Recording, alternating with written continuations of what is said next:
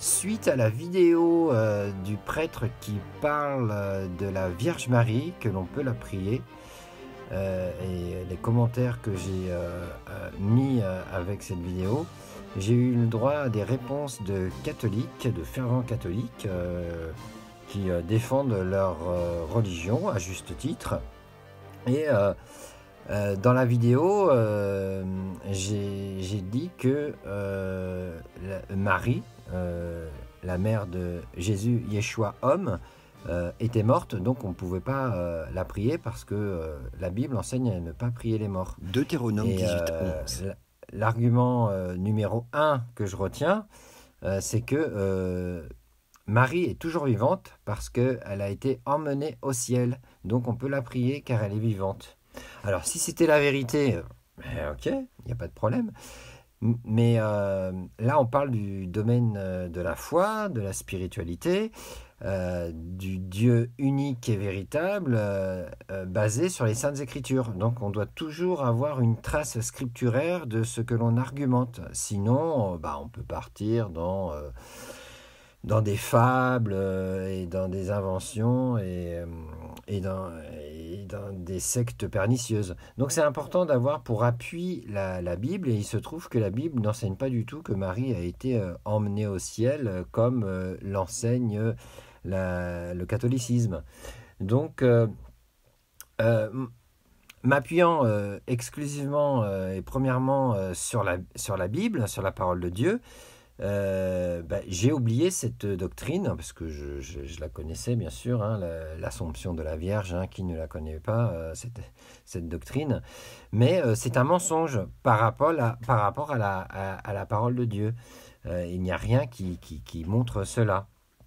Donc j'ai donné des explications tant bien que mal, en étant appuyé sur la parole de Dieu. Maintenant, si on prend en compte cette doctrine catholique de l'Assomption de la Vierge, alors allons voir sur un site généraliste connu de tous, Wikipédia. Je l'ai choisi parce qu'il est connu de la plus grande majorité, donc c'est pour ça, c'est pour avoir des points communs sur ce qu'on étudie, pour éviter que tout soit remis en question à chaque fois. En sachant que Wikipédia n'est pas toujours fiable. Il y a aussi des calomnies sur Wikipédia à propos de certaines personnalités. Mais sinon, pour les thèmes généraux, ils sont assez fiables et c'est assez bien rédigé. Donc, respect pour cela, malgré l'avertissement que je viens de donner. Voilà, donc Assomption, voilà, l'Assomption de la Vierge Marie. Alors, que dit Wikipédia à ce sujet ? L'Assomption de la Vierge Marie est une solennité liturgique fêtée le 15 août. Alors, pourquoi le 15 août ? Eh bien, dans le calendrier païen, il se trouve, donc je m'arrête là pour Wikipédia, je fais ma parenthèse, mon commentaire. Dans le calendrier païen, le 15 août, c'est la célébration de Nemoralia. C'est la fête des flambeaux en l'honneur de la déesse romaine Diane. Diane, cette déesse romaine, on la retrouve dans le livre des Actes, chapitre 19, dans la Bible, verset 28, par exemple. Donc c'est Paul qui évangélise à Éphèse. Et donc, à partir du verset 28, par exemple, ces paroles les ayant remplies de colère, par rapport à l'évangile que Paul a prêché. Je résume grossièrement, mais c'est ça. Ces paroles les ayant remplies de colère, ils se mirent à crier « Grande est la Diane des Éphésiens !» Toute la ville fut dans la confusion. Il y a beaucoup de confusion avec ce genre d'idolâtrie. Ils se précipitèrent tous ensemble au théâtre, entraînant avec eux Gaius et Aristarque, macédoniens, compagnons de voyage de Paul. Paul voulait se présenter devant le peuple, mais les disciples l'en empêchèrent. Quelques-uns, même des Asiarques, qui étaient ses amis, envoyèrent vers lui pour l'engager à ne pas se rendre au théâtre. Les uns criaient d'une manière, les autres d'une autre, car le désordre régnait dans l'assemblée, et la plupart ne savaient pas pourquoi ils s'étaient réunis. Alors on fit sortir de la foule Alexandre que les Juifs poussaient en avant, Et Alexandre, faisant signe de la main, voulait parler au peuple. Mais quand ils reconnurent qu'il était juif, tous d'une seule voix crièrent pendant près de 2 heures, « Grande est la Diane des Éphésiens !» Quand ils reconnurent qu'il était juif, ils ont associé le juif à l'évangile, parce que l'évangile est une puissance de Dieu pour le salut de quiconque croit, du juif premièrement, puis du reste du monde. Romains 1, verset 16. C'est extraordinaire hein, de penser ça. Hein. Et donc, lorsque c'est cet esprit idolâtre qui voue un culte à la Diane des Éphésiens reconnurent qu'il était juif, tous ensemble se mirent à crier près de 2 heures, « Grande est la Diane des Éphésiens ». Et c'est normal de crier son petit dieu, là, son petit dieu Diane des Éphésiens, parce que on l'appelle, en général, on appelle soit le Dieu créateur, hein, quand on est enfant de Dieu, ou quand on est idolâtre, on appelle notre petit Dieu, on l'appelle pour venir à notre secours. Donc là, quand ils ont vu qu'il était juif, donc qu'il apportait la bonne nouvelle du royaume de Dieu, le Mashiach sauveur, le Christ libérateur, eh bien, ils se sont mis à invoquer leur déesse. C'est de bonne guerre, hein, c'est de bonne guerre. Mais c'est intéressant de voir que c'est parce qu'ils ont reconnu un juif. Ils l'ont associé à l'évangile. Parce qu'à l'époque, c'était assimilable hein, complètement. Hein. Juif et évangile, c'était vraiment le même message hein, pour beaucoup. Hein. On le voit bien en tout cas. Hein. Voilà, la bonne nouvelle était annoncée par les juifs, hein, premièrement. Tout ce paganisme de l'époque de Paul, eh ben, ça a été supplanté par le catholicisme. Et ça, c'est assez connu. Hein. C'est assez connu comme technique. Là aussi, il y a des choses hein, qu'on peut retrouver sur Wikipédia, entre autres. Hein, faites vos recherches. Les différentes religions païennes ont été remplacées par la chrétienté, par les différentes liturgies catholiques. Donc ça se retrouve. Hein, et c'est comme ça que la Diane des Éphésiens a été remplacée par la Vierge Marie. C'était la technique de la chrétienté des premiers siècles pour assimiler tout le monde au christianisme.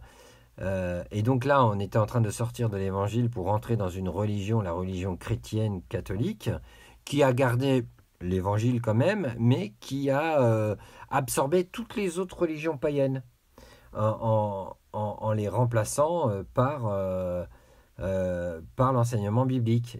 L'enseignement catholique, pardon, et non biblique. Et là, c'est l'exemple parfait. La Diane des Éphésiens, qui est fêtée le 15 août, a été remplacée par la Vierge Marie. Voilà. Et c'est pour ça qu'ils ont choisi cette date, parce que sinon, quelle est la raison de choisir le 15 août, si ce n'est que pour remplacer une déesse? Ben oui, une déesse païenne. Donc c'est comme ça que ça se passe, et toutes les autres fêtes diverses et variées du catholicisme sont basées sur le même principe de remplacement, et c'est ce qu'on appelle la théologie du remplacement, hein, que l'Église a remplacé Israël, par exemple, ça c'est vraiment la chose la plus connue, mais il y a aussi que l'Église a remplacé toutes les pratiques païennes.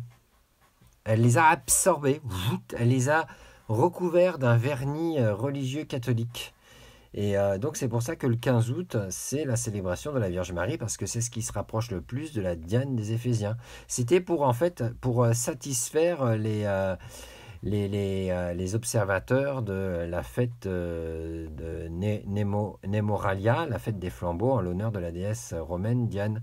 Il fallait leur proposer et leur imposer subtilement une autre déesse. Et rien de mieux que la Vierge Marie. Hein. Je pense que c'était bien trouvé, hein. C'était bien manié, quoi. Mais tout ça, c'est pas bon parce que le fondement devient fallacieux et on n'est pas sur un fondement de vérité. Et il se trouve que la Bible nous enseigne à avoir des bons fondements. C'est super important. Par exemple, je pense dans 1 Corinthiens, il y a une très belle parole de l'apôtre Paul. Dans 1 Corinthiens, chapitre 3, verset 10, « Selon la grâce de Dieu qui m'a été donnée, j'ai posé le fondement comme un sage architecte et un autre bâtit dessus. Mais que chacun prenne garde à la manière dont il bâtit dessus, car personne ne peut poser un autre fondement que celui qui a été posé, à savoir Jésus-Christ ou Yeshua HaMashiach. » Voilà. Donc, nous sommes ouvriers avec Dieu et il y a le champ de Dieu, l'édifice de Dieu qui doit avoir une base saine. Et c'est pour ça qu'on doit se repentir, se détourner de notre ancienne vie, de nos péchés et tout, pour venir à Dieu. On doit demander pardon pour tous les péchés, pour toutes les pratiques païennes, pour tout ce qu'on a fait auparavant. Alors Dieu nous pardonne par sa grâce manifestée dans son Fils unique et par l'œuvre de la croix qui vient crucifier nos péchés. On est mort au péché. Donc la base est nettoyée et on peut partir sur les bons fondements qu'on retrouve dans la parole de Dieu et non pas dans la doctrine catholique qui a remplacé les divinités païennes par des personnages bibliques. Non, ça c'est pas un bon fondement. Il faut un bon fondement, à savoir le Messie crucifié et ressuscité.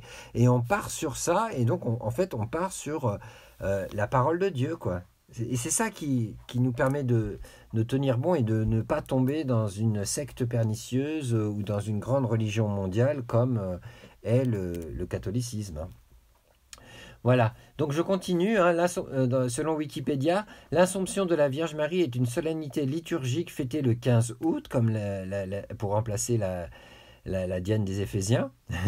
Elle commémore le terme de la vie terrestre de la Vierge Marie, Mère de Dieu. Alors, Vierge Marie, ça j'en reparlerai, mais Mère de Dieu, elle n'est pas la mère de Dieu. Dieu n'a pas de mère, parce que si Dieu a une mère, donc il a un père et tout ça. Non. Dieu est Dieu, Dieu est esprit, et Marie, dans l'évangile, n'est pas du tout la mère de Dieu. Elle est la mère de Jésus-Christ, homme. Il y a une grande différence. Ça, c'est important de comprendre que... Alors, il y en a qui pensent que Jésus, Yeshua, c'est Dieu fait chair. Oui, mais c'est Dieu dépouillé de sa divinité. Et ça, on le retrouve dans Philippiens. C'est important de voir tout ça. Philippiens 2,7. Voilà. Donc, c'est dans la Bible. Alors, je vais prendre Philippiens 2, Philippiens chapitre 2, verset 5. « Ayez en vous les sentiments qui étaient en Yeshua Mashiach, lequel, existant en forme de Dieu, donc il est divin au ciel, n'a point regardé comme une proie à arracher d'être égal avec Dieu, ici-bas, quand il est venu ici-bas, mais s'est dépouillé lui-même en prenant une forme de serviteur, en devenant semblable aux hommes, et ayant paru comme un simple homme. Il s'est humilié lui-même, se rendant obéissant jusqu'à la mort, même jusqu'à la mort de la croix. » Voilà, donc il s'est dépouillé lui-même, en devenant semblable aux hommes. Il s'est dépouillé de sa divinité.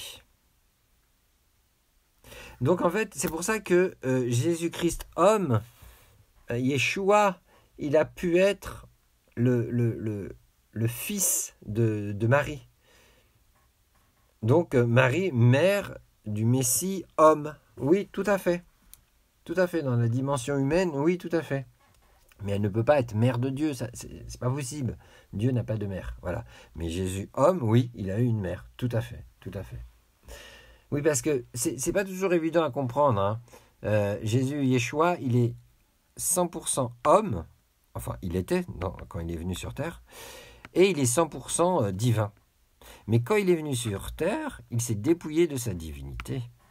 Voilà. Alors, c'est pas évident à comprendre parce qu'il y a une partie qui doit être révélée par l'Esprit Saint de Dieu. On ne peut pas comprendre de nous-mêmes. On peut comprendre une première partie intellectuellement, mais après on bug vite. Et c'est tout à fait normal, hein. Il faut prier le Seigneur, l'Éternel Dieu, pour avoir une révélation sur ces choses. Parce que sinon, on ne peut pas avancer correctement dans la foi s'il n'y a pas une partie de révélation. Tout n'est pas révélation, hein. Il y a une partie qui est une révélation, mais il y a une partie qui est le fruit de l'étude, de recherche, voilà. C'est tout à fait normal de comprendre les choses intellectuellement, mais il faut équilibrer l'intellect humain, qui est légitime, hein, avec l'Esprit de Dieu. Et quand on arrive à équilibrer le tout, là, il y a une harmonie qui se fait. Et ça s'appelle le shalom. Hein. Ça s'appelle le shalom, entre autres. Hein. Voilà, la paix. Hein. La plénitude de Dieu commence à vivre en nous. C'est waouh, c'est extraordinaire. Alors, ici-bas, le vivre en permanence, c'est dur, mais on peut l'expérimenter. Et on est appelé à le vivre toujours de plus en plus, quoi. Voilà. Donc, elle n'est pas mère de Dieu, vierge. Elle était vierge jusqu'à le temps qu'elle ait eu d'autres enfants, parce que Jésus, Yeshua, a eu des frères et sœurs, mais on en reparlera. Je continue l'Assomption, là, selon Wikipédia. C'est avec son corps et son âme qu'elle est élevée au ciel, c'est-à-dire entrée directement dans la gloire de Dieu. Waouh! Alors, ceux qui ont été élevés au ciel, selon la Bible, il y a eu Enoch, on retrouve ça dans Genèse chapitre 5, verset 23. Il y a eu Élie, dans le deuxième livre des rois, chapitre 2, verset 11. Et Yeshua, bien sûr, Jésus, hein, qui a été enlevé au ciel, mais lui, c'est après sa résurrection. Donc c'est encore un autre niveau. Voilà. Mais après, il n'y a pas d'autres personnages bibliques qui ont été enlevés au ciel. Et il y a Marie, elle n'a pas été enlevée au ciel. Hein, voilà. Donc, voilà. Bibliquement, ça n'existe pas, cette doctrine. Hein. Voilà. Je continue. Cette croyance prend le nom de dormition dans l'Église orthodoxe, parce que pour eux, elle dort. Bon, ça...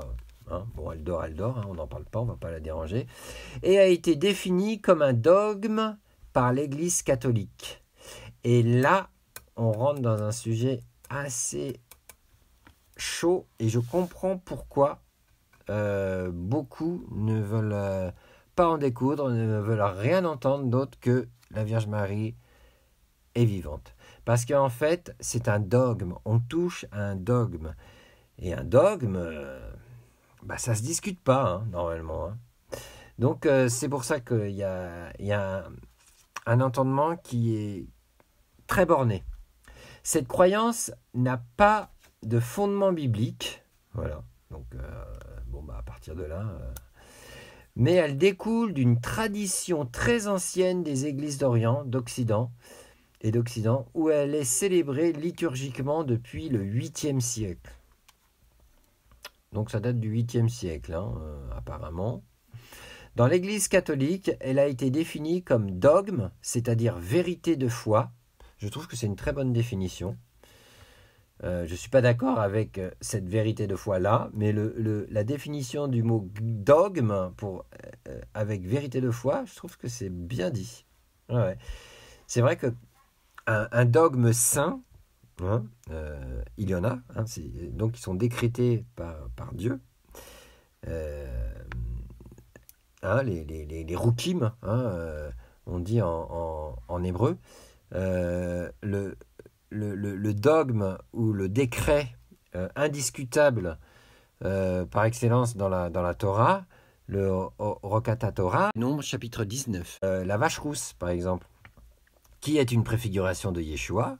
Et c'est pour ça que Yeshua peut être difficile et même impossible quand on commence à réfléchir que par notre intellect, et impossible à comprendre vraiment, on ne peut pas y croire en fait. Donc c'est pour ça qu'il est important d'avoir une vie de prière avec l'Éternel pour lui demander de nous révéler son évangile, sa Torah, sa sainte doctrine. C'est vraiment très important. Et comment l'étudier? C'est vraiment très important. Donc, il est là le grand problème. Il est là le grand problème parce que cette croyance n'a pas de fondement biblique. Et qu'est-il écrit dans 1 Corinthiens? Je vais aller le voir. Ça, c'est très très bien. Dans 1 Corinthiens, verset 4. Non, 1 Corinthiens, chapitre 4, verset 6. C'est à cause de vous, frères, que j'ai fait de ces choses une application à ma personne et à celle d'Apollos. C'est l'apôtre Paul qui exhorte l'assemblée de Corinthe. Afin que vous appreniez en nos personnes à ne pas aller au-delà de ce qui est écrit, et que nul de vous ne conçoive de l'orgueil en faveur de l'un contre l'autre. Donc en fait, quand on apprend à ne pas aller au-delà de ce qui est écrit, donc de ce qui est écrit là, quand Paul parle de ce qui est écrit, il parle de la Torah et de son évangile. À l'époque, il n'y avait que ça. Il faut se mettre dans le contexte. Et que nul de vous ne conçoive de l'orgueil en faveur de l'un contre l'autre. Parce qu'en fait, si on va au-delà de ce qui est écrit, on a tendance à s'enorgueillir. C'est ça que ça veut dire en fait. N'allez pas au-delà de ce qui est écrit pour ne pas concevoir de l'orgueil en faveur de l'un contre l'autre. Donc, toujours ne pas aller au-delà de ce qui est écrit nous préserve de l'orgueil. Hey, c'est quand même assez intéressant de comprendre ça, quoi. Et tout ça, bien sûr, on le retrouve un peu partout dans la parole de Dieu, qu'il ne faut pas retrancher ou ajouter ce qui est écrit. C'est ça, en fait. Il ne faut pas pervertir la parole de Dieu. Elle ne doit pas être pervertie. Parce que là, on retrouve aussi dans le livre des Proverbes. Ça, c'est intéressant comment c'est dit. Ça permet de comprendre, parce que la Bible éclaire la Bible. Ça évite de tomber dans des interprétations humaines et non spirituelles, divines, quoi. Alors, c'est quoi? C'est où? C'est Proverbe chapitre 30, verset 6. Alors, n'ajoute rien à ces paroles, de peur qu'ils ne te reprennent et que tu ne sois trouvé menteur. Et juste avant, il est écrit, verset 5, « Toute parole de Dieu est éprouvée. Il est un bouclier pour ceux qui cherchent en lui un refuge. N'ajoute rien à ces paroles, de peur qu'ils ne te reprennent et que tu ne sois trouvé menteur. » Donc c'est pour ça que l'Assomption de la Vierge, moi j'en tiens pas compte parce que c'est un mensonge selon l'enseignement biblique. Voilà, mais bon, il faut quand même l'aborder, parce que c'est l'argument phare des catholiques pour se permettre de prier Marie, parce qu'elle est vivante. Et c'est vrai que si c'était une vérité, dans ce cas-là, oui, qu'il a pris. Mais elle est morte, donc on n'a pas à prier les morts. Voilà. Alors je fais un petit rectificatif, parce que même si elle était vivante, on n'a pas à la prier, puisque la Bible nous enseigne de prier le Père seulement, notre Père qui est aux cieux. C'est tout. Donc il n'y a vraiment aucune raison de prier Marie ou toute autre personne qui a été élevée au ciel, comme Enoch ou Élie. Non, on prie seulement comme la Bible nous l'enseigne. Et son Assomption n'a pas de fondement biblique. Il n'y en a pas. C'est une tradition qui va jusqu'à annuler la parole de Dieu. Et c'est Yeshua qui le dit dans Matthieu chapitre 15, quand il reprend les pharisiens hypocrites, ceux qui ont pour roi César. Il dit bien que vous annulez la parole de Dieu au profit de votre tradition. Et là, c'est tout à fait pareil. Voilà. Donc, donc je continue. Voilà, alors j'en étais où? Par la quotidien bonnet.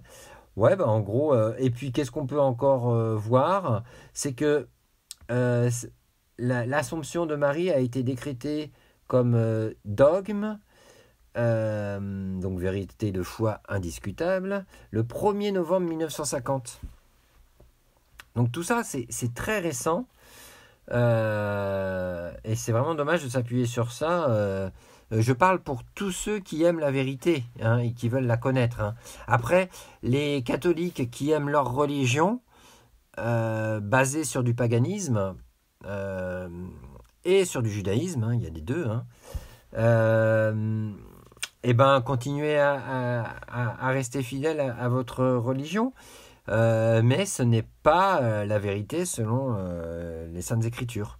Donc maintenant, chacun est libre, hein. Moi, je ne veux pas créer de dispute. Je veux juste démontrer que il y a de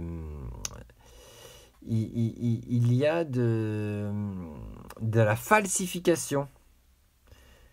Et puis donc, à partir du moment qu'il y a de la falsification, et ben il faut faire attention parce que c'est avec ce genre de mensonge que on s'éloigne de la vérité et qu'après il y a de la confusion.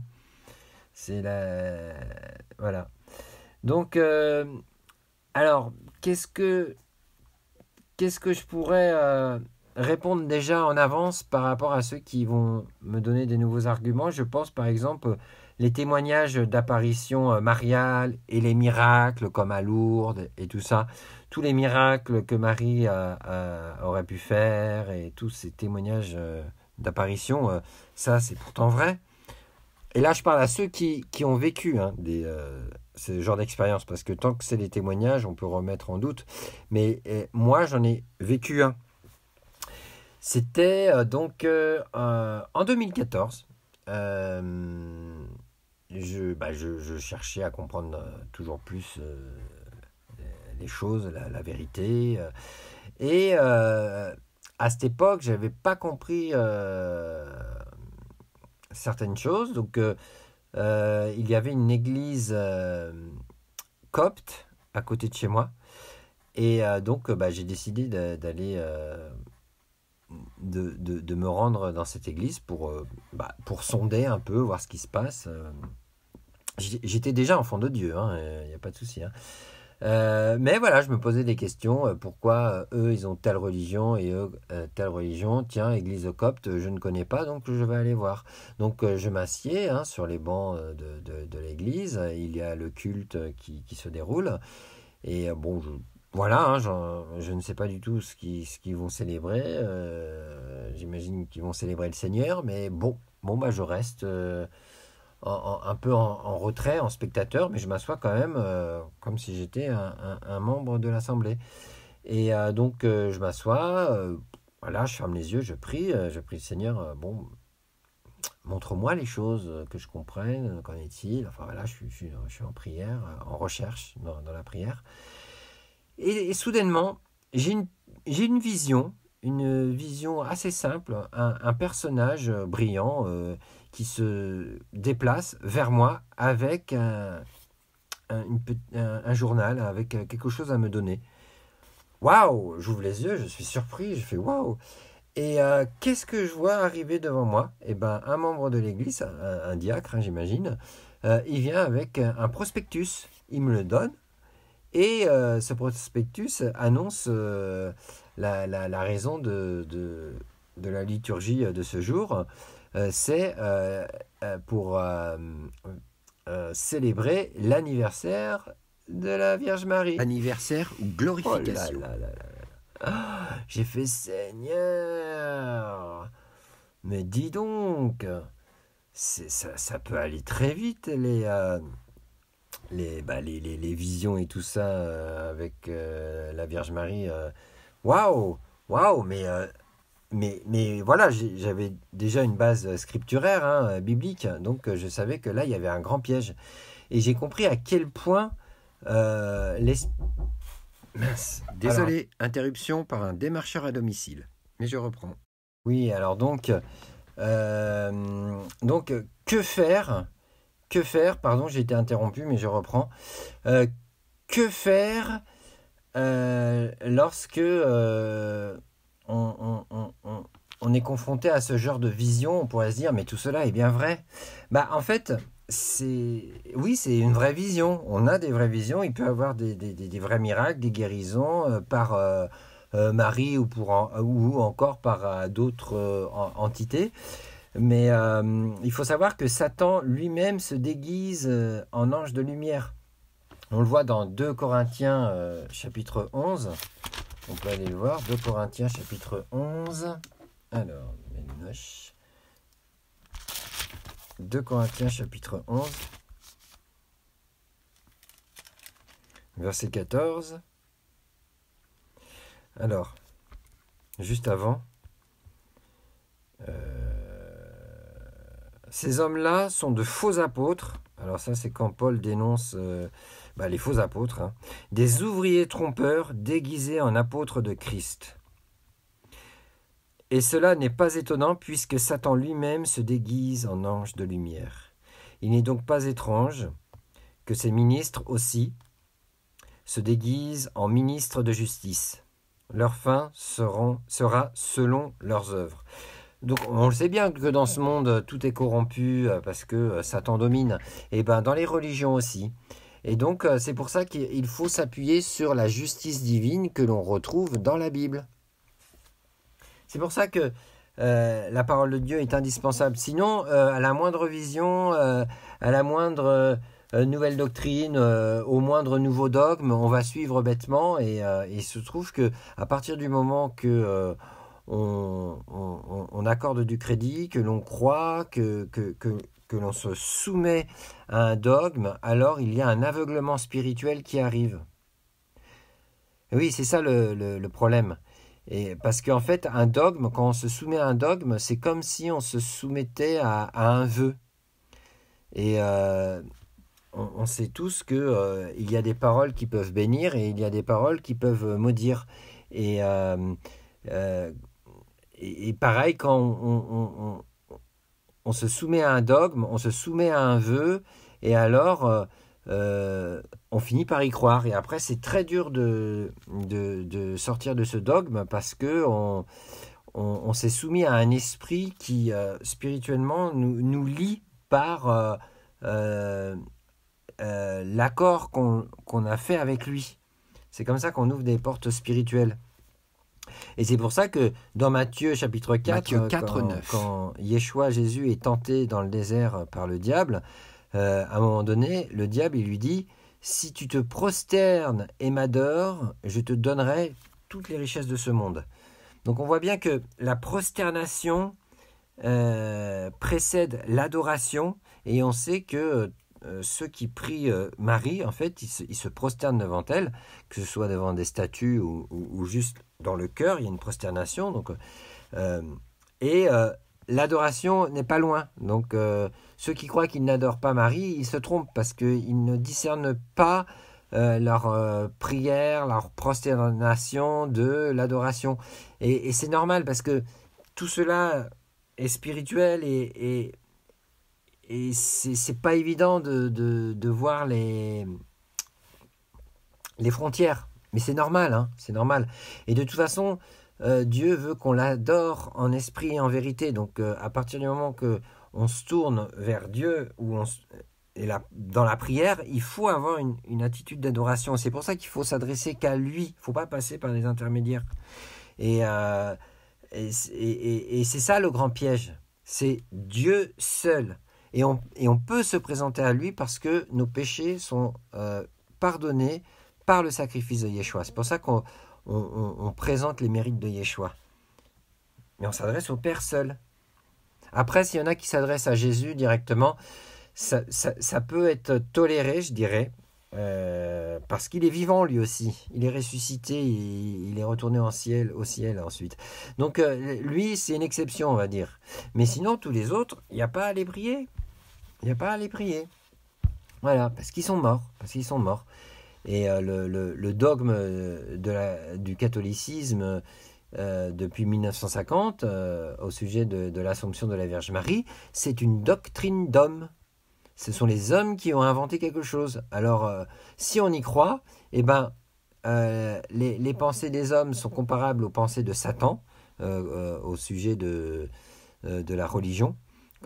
Sous-entendu, quand l'homme veut agir de lui-même sans se référer à Dieu, et qui veut agir pour Dieu, en général, il réagit très mal. Et c'est pour ça que Jésus a dit à Pierre, arrière de moi, tes pensées sont des pensées d'homme.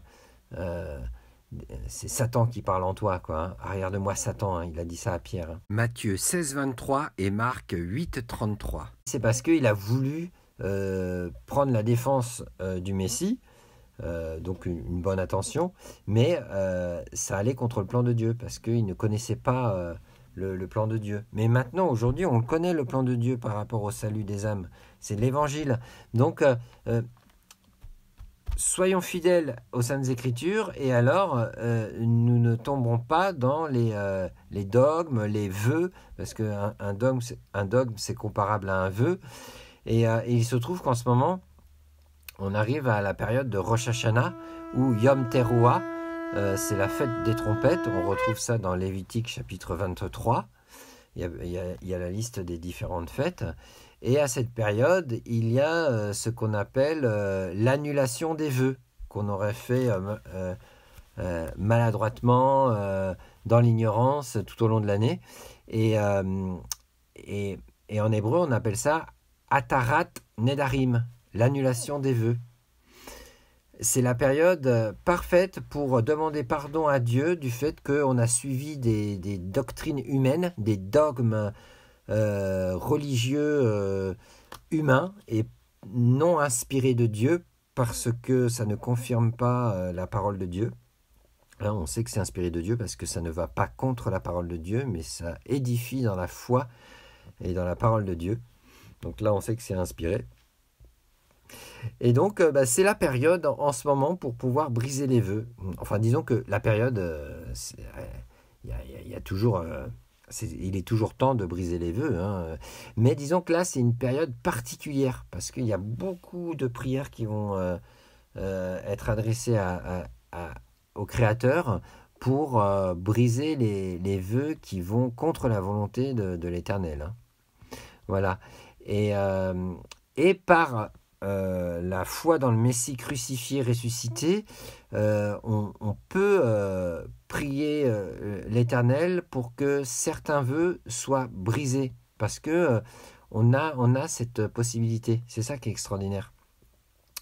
Donc, ce que je propose là tout de suite, c'est de faire une simple prière pour ceux qui veulent avoir les vœux qui ne vont pas dans la volonté de Dieu, que ces vœux soient brisés, afin que les œillères que provoquent ces vœux puissent être ôtés. C'est dans le nom de Yeshua, Seigneur Père éternel, que je te demande, Seigneur, de répondre aux prières de ceux qui te demandent pardon pour avoir fait des vœux qui ne sont pas dans ta volonté, Seigneur. C'est la période de Atarat Nedarim, Seigneur, l'annulation des vœux, Seigneur, alors que les dogmes de religion humaine, Seigneur, puissent sauter maintenant pour tous ceux qui te demandent pardon et pour tous ceux qui veulent annuler leurs vœux. Dans le nom précieux de Yeshua, merci, Seigneur, de faire un ménage spirituel et de procéder à un renouvellement de l'intelligence chez les enfants de Dieu. Merci Seigneur, car il est temps que l'armée des enfants de Dieu se lève avec l'amour de la vérité pour être sauvés. Et la vérité, c'est ta parole, car ta parole est la vérité, dans le nom précieux de Yeshua. Merci Seigneur de nous enseigner ta vérité, la parole, ta parole, et rien d'autre, dans le nom précieux de Yeshua. Amen ve Amen. Voilà, donc ça c'est une prière, voilà, mais il faut continuer aussi à prier pour plein de choses, et Dieu va nous restaurer de plus en plus. Donc voilà, après voilà, je veux pas que ceux qui se sentent offensés pensent que je leur en veux. Non, là j'essaie de parler en vérité, du mieux que je peux, et ceux à qui ça parle, vous me comprenez. Et ceux à qui ça parle pas, je vous respecte, mais c'est important d'aborder ces sujets. Voilà, donc que ceux qui ont des oreilles pour entendre, entendent. Voilà, merci, à bientôt et puis n'hésitez pas à mettre des commentaires parce que selon les commentaires, je peux rebondir et faire d'autres partages en fonction. Voilà, à bientôt.